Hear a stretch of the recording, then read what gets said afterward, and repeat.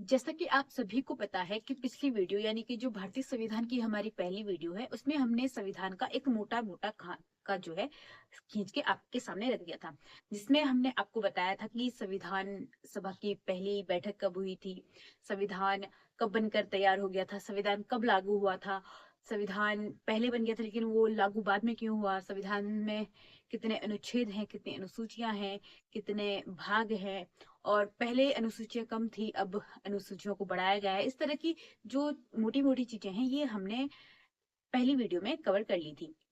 आज जो हम बात करेंगे संविधान के बारे में, तो आज हम संविधान का भाग एक पढ़ेंगे। जैसे कि हमने आपको बताया था कि संविधान में जो है टोटल 22 भाग हैं।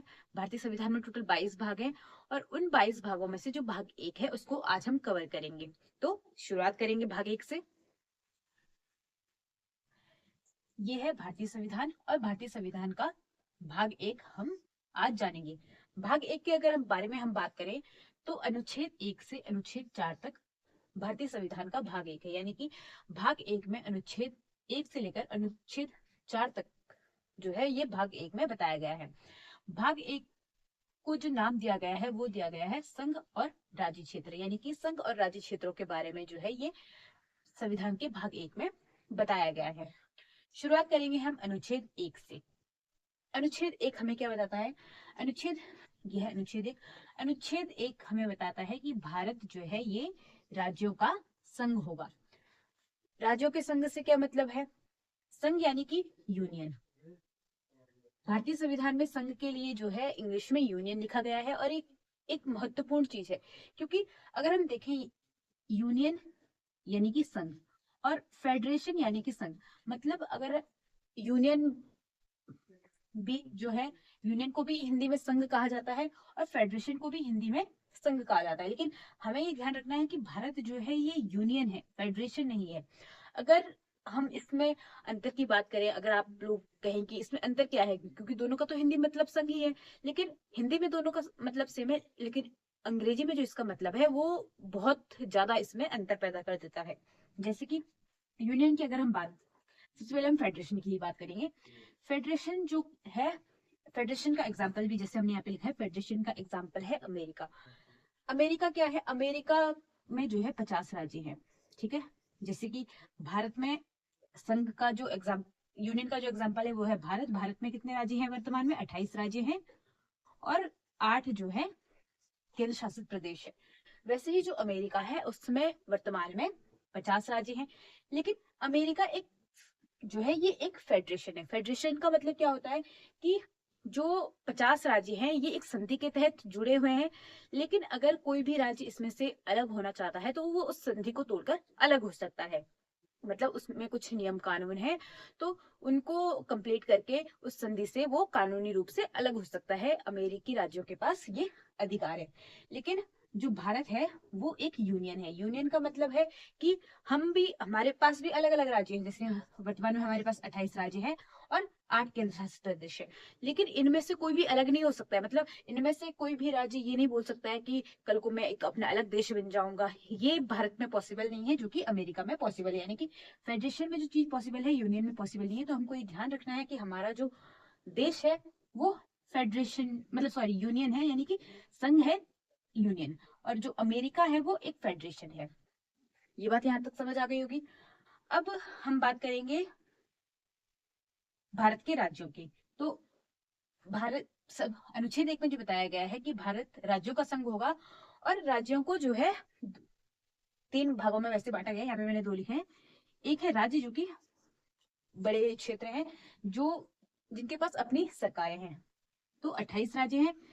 दूसरा है केंद्र शासित प्रदेश, जो कि केंद्र के अंडर में रहते हैं, वो 8 है। और एक जो है ये अर्जित क्षेत्र की भी बात कही गई है। अर्जित क्षेत्र अभी भारत में नहीं है, लेकिन अर्जित क्षेत्र की बात भी जो है वो भारतीय संविधान में पहले से ही कह दी गई है। तो अनुच्छेद 1 के बारे में हम आपने जाना, ठीक है। अब इसके बाद हम देखेंगे अनुच्छेद 2। तो अब हम जानेंगे अनुच्छेद 2 के बारे में।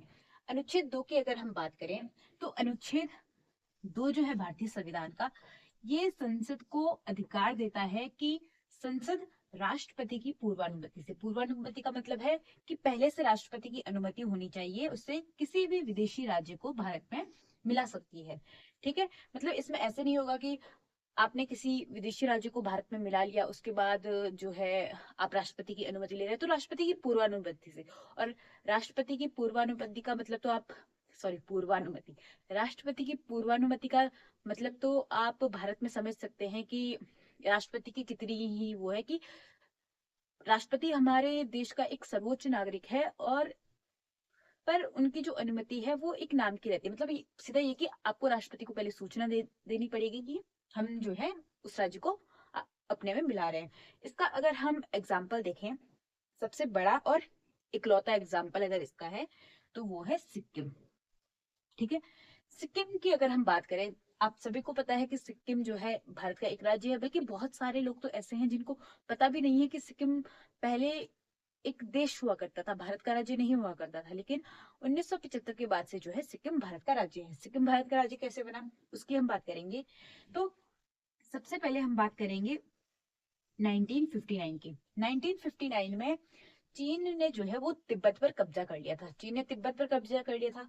तो चीन ने तिब्बत पर जब कब्जा भी किया तो क्या किया कि वहां के मतलब तिब्बत के जो लोग हैं उनको चाइना में अलग अलग जगह पर भेजा, अपने लोगों को तिब्बत में भेजा, तिब्बत की जगह पर अपने जो चाइना के लोग थे, चाइना के नागरिक थे, उनको वहां पर भेजा, ताकि तिब्बत पर कब्जा करने के बाद भी वहां विद्रोह की स्थिति पैदा ना हो पाए। जैसा कि हम अभी भी देखते हैं कि तिब्बत जो है वो चाइना का मतलब चाइना के अंडर में है, चाइना का कब्जा है तिब्बत पर, लेकिन फिर भी वहां पर कोई भी विद्रोह की स्थिति उत्पन्न नहीं होती है। विद्रोह की स्थिति क्यों उत्पन्न नहीं होती है? पहली बात तो जो तिब्बत है वो एक छोटा सा देश था। अब उसको चाइना ने अपने कब्जे में ले लिया, और अपने कब्जे में लेने के बाद भी चाइना ने क्या किया कि वहां के लोगों को चीन के और हिस्सों में जो है भेज दिया, और तिब्बत वाले एरिया में अपने नागरिकों को उन्होंने वहां पे विस्थापित कर दिया। तो इसी तरह से उसके बाद फिर क्या हुआ, जब 1959 में तिब्बत चीन के कब्जे में आ गया, तो सिक्किम जो देश था जो कि तिब्बत के ही पास था, तो सिक्किम को ये डर फिर उसके बाद रहने लगा कि जिस तरह से तिब्बत को चाइना ने अपने अंडर में ले लिया है, उसी तरह से कहीं हमें भी वो इसी तरह से अपने अंडर में ना ले ले। तो इसके बाद जो तिब्बत है वो भारत के पास, तिब्बत बोल रही हूँ, इसके बाद जो सिक्किम है, सिक्किम भारत के पास आता है कि आप हमें अपने देश का हिस्सा बना लीजिए। लेकिन सिक्किम को फिर भी ये डाउट था कि कहीं ऐसा ना हो कि हमको अपना हिस्सा तो बना ले, लेकिन हमको अपने उसमें ये गुलाम की तरह रखें। तो ये बात सिक्किम ने भारत के सामने रखी। तो भारत ने क्या किया, भारत ने फिर सबसे पहले एक 35वां संविधान संशोधन किया 1975 में। 1975 में 35वां संविधान संशोधन किया, जिसके तहत जो है सिक्किम को एक सह राज्य का दर्जा दिया गया। यानी कि सिक्किम को पूर्ण रूप से भारत का दर्जा नहीं दिया गया, एक सह राज्य का दर्जा दिया गया कि आप कुछ टाइम भारत में रह के देखो, अगर आपको लगता है कि भारत आपके लिए सही है तो आप पूर्ण रूप से भारत में शामिल हो जाना। फिर लगभग 1 साल तक भारत के सह राज्य के रूप में सिक्किम रहने के बाद जो है फिर बाद में सिक्किम जो है पूर्ण रूप से भारत का हिस्सा बनने को तैयार हो जाता है। और उसके बाद किया जाता है 36वां संविधान संशोधन 1975 में, जो कि 16 मई 1975 को किया गया था। फिर जो है ये सिक्किम भारत का एक पूर्ण राज्य बन जाता है 22वें नंबर का। 22वें नंबर का जो भारत का राज्य है वो बनता है सिक्किम 1975 से। 1975 के बाद सिक्किम जो है भारत का एक हिस्सा बन जाता है।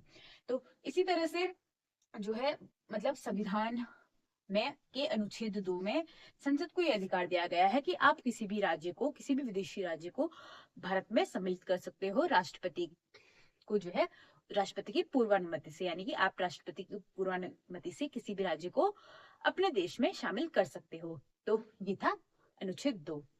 अब हम बात करेंगे अनुच्छेद 3 के बारे में। अनुच्छेद 3 की अगर हम बात करें तो संसद को ये अधिकार दिया गया है कि भारतीय संसद को ये अधिकार दिया गया है वो किसी भी राज्य की सीमा तथा नाम में परिवर्तन कर सकती है। मतलब किसी भी राज्य का जो नाम है वो परिवर्तित कर सकती है, पहले कुछ और था वो कुछ और नाम दे सकती है। किसी भी राज्य की सीमा में परिवर्तन कर सकती है, उसकी सीमा को बढ़ा सकती है या उसको काट सकती है, या उसके 2 हिस्से कर सकती है, उसमें से कुछ हिस्सा काट कर उसका केंद्र शासित प्रदेश बना सकती है। ये जो आजादी है ये संसद को दी गई है कि संसद ऐसा कर सकती है, और सिर्फ कर नहीं सकती बल्कि राज्य की सहमति के बिना ही कर सकती है। मतलब ये जरूरी नहीं है कि जिस राज्य की नाम या सीमा में परिवर्तन किया जा रहा है उसकी अनुमति ली जाए या उसकी सहमति ली जाए, मतलब उसकी सहमति के बिना भी जो है वो संसद राज्य की सीमा या फिर नाम में परिवर्तन कर सकती है। इसके अगर हम एग्जाम्पल देखें तो मध्य प्रदेश से छत्तीसगढ़ को अलग किया गया 1 नवंबर सन 2000 को। तो ये क्या हो गया, सीमा में परिवर्तन हो गया, नए राज्य का निर्माण हो गया, ठीक है। दूसरा है उत्तराखंड से अलग किया गया उत्तर प्रदेश को 1 नवंबर सन 2000 को, ठीक है। इसमें भी क्या हो गया, मतलब उत्तर प्रदेश से उत्तराखंड को अलग किया गया, तो अब एक नया राज्य बन गया उत्तराखंड। अब इसमें नाम परिवर्तन की भी बात आती है कि जब उत्तर प्रदेश से उत्तराखंड बना 9 नवंबर सन 2000 को, तो इसका जो तब नाम रखा गया वो रखा गया उत्तरांचल। जबकि जो भारतीय मतलब सॉरी जो उत्तराखंड के लोग थे वो उत्तरांचल नाम के लिए सहमत नहीं थे। वो पहले से ही जब से उत्तराखंड राज्य के लिए वो आंदोलन कर रहे थे तो उत्तराखंड की बात कर रहे थे, उत्तरांचल की बात नहीं कर रहे थे। वो उत्तराखंड उत्तराखंड बोल रहे थे। लेकिन जब राज्य बना तो केंद्र सरकार ने इस क्षेत्र को जो है ये उत्तरांचल नाम दिया। लेकिन फिर जो है ये मतलब राज्य के आंदोलनकारियों की या फिर राज्य के लोगों की जो भावनाएं थी उनको ध्यान में रखते हुए 1 नवंबर सन 2000 को इसका जो है वो नाम परिवर्तित करते हुए उत्तराखंड कर दिया गया।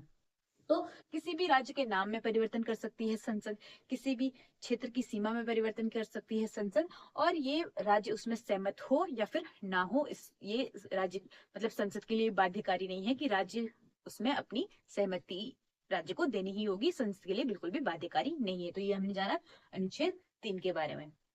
अब हम बात करेंगे अनुच्छेद 4 के बारे में। अनुच्छेद 4 की अगर हम बात करें तो अनुच्छेद 4 हमें बताता है कि अनुच्छेद 2 और अनुच्छेद 3, अनुच्छेद 2 और अनुच्छेद 3 के तहत जो संविधान में संशोधन किए गए हैं उनको अनुच्छेद 368 से बाहर रखा जाएगा। तो अनुच्छेद 2 में क्या संशोधन किए गए थे, ये हमने आपको बताया कि अनुच्छेद 2 के तहत जो है ये संसद को अधिकार दिया गया है कि किसी भी विदेशी राज्य को भारत में मिला सकती है राष्ट्रपति की पूर्वानुमति से। अनुच्छेद 3 में बात कही गई थी कि राज्य के नामों में परिवर्तन कर सकती है संसद, राज्य की सीमा में परिवर्तन कर सकती है संसद। तो इन दोनों अनुच्छेदों के तहत जो परिवर्तन किए गए हैं उसको जो है 368 से बाहर रखा जाएगा। 368 क्या है, 368 में संविधान संशोधन की बात की गई है, तो इसको जो है संविधान संशोधन से बाहर रखा जाएगा। क्योंकि संविधान जो संशोधन होता है कोई भी, तो उसके लिए जो बिल है वो आखिरी में राष्ट्रपति के पास जाता है और राष्ट्रपति को उस पर हक होता है कि वो उस बिल को रोक सकता है। लेकिन इसको 368 से बाहर रखा गया है, यानी कि इसमें राष्ट्रपति को बाध्यकारी बना दिया गया है कि राष्ट्रपति को इसमें जो है हस्ताक्षर अपने करने ही होंगे, इसलिए इसको 368 से बाहर रखा गया है। और सबसे पहली बात तो है कि ये जो अनुच्छेद 2 और अनुच्छेद 3 के तहत संशोधन होंगे उसमें संसद राजी होनी चाहिए, मतलब संसद की स्वीकृति से होंगे।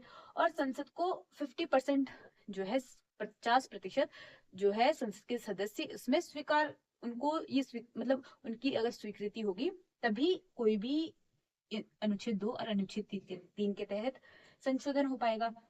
तो अगर 50% सदस्य जो हैं ये मान गए हैं उस संशोधन के लिए, तो राष्ट्रपति को भी इसमें बाध्यकारी बना दिया जाएगा कि आपको उस पर हस्ताक्षर करने ही होंगे। इसके बाद जो एक और चीज भी कही गई है अनुच्छेद 4 में कि अगर 368 से बाहर रखा जाएगा, यानी कि अनुच्छेद 2 और अनुच्छेद 3 में जो परिवर्तन होंगे वो जो है वो अनुसूचियों को भी प्रभावित करेंगे। भारतीय संविधान में जो अनुसूचियां है 12, उसमें अनुसूची 1 जो कि राज्यों और केंद्र शासित प्रदेशों के बारे में बात करती है, तो उसमें अगर इनमें परिवर्तन होता है तो इसमें भी परिवर्तन करना पड़ेगा। अनुसूची जो 4 है ये राज्यसभा की सीटों के आवंटन की बात करती है कि राज्यसभा की सीटें किस तरह से बांटी जाएंगी। तो अगर राज्यों या फिर केंद्र शासित प्रदेशों में परिवर्तन होगा, नए राज्य आएंगे या फिर सीमा में परिवर्तन होगा, तो जो है राज्यों जो ये राज्यसभा की सीटें हैं उसमें भी परिवर्तन होगा। तो इसके तहत जो अनुसूची और 1 और 4 में परिवर्तन होगा उसको भी जो है संविधान संशोधन से बाहर रखा जाएगा। ये बात अनुच्छेद 4 में कही गई है। तो आज जो हमने कंप्लीट किया, ये हमने भारतीय संविधान का भाग 1 कंप्लीट किया जिसमें अनुच्छेद 1 से अनुच्छेद 4 तक हमने सारी चीजें पढ़ी। कल हम इसी चीज के बारे में हम आगे बात करेंगे कि कैसे कैसे जो है ये भारत के 28 राज्यों का निर्माण हुआ। कुछ राज्य पहले से थे, कुछ को काट कर बनाया गया है, कुछ को अर्जित करके बनाया गया है, उन चीजों के बारे में इसके बाद वाली वीडियो में हम चर्चा करेंगे।